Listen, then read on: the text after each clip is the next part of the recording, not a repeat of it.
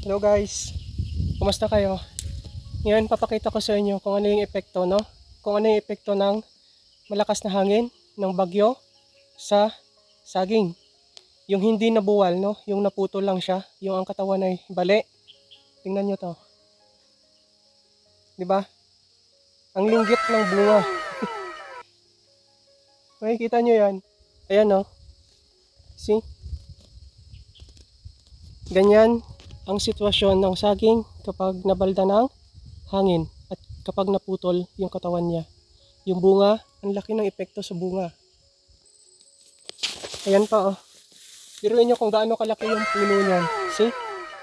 Mahina na naman ang 9 o 8 piliksana dyan. Eh ngayon, ano nangyari? Naputol. Tingnan nyo naman yan. Ito pa, oh. See? Tingnan nyo yung puno kung gaano kalaki. Diba?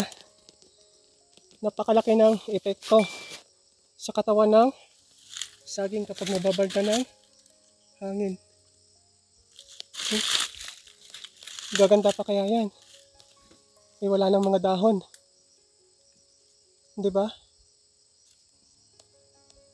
Gugulang na lang siya na walang dahon. Hindi ko alam kung ano yung kahihinatnan niyang ganyan. Yung may bunga pero walang dahon, no?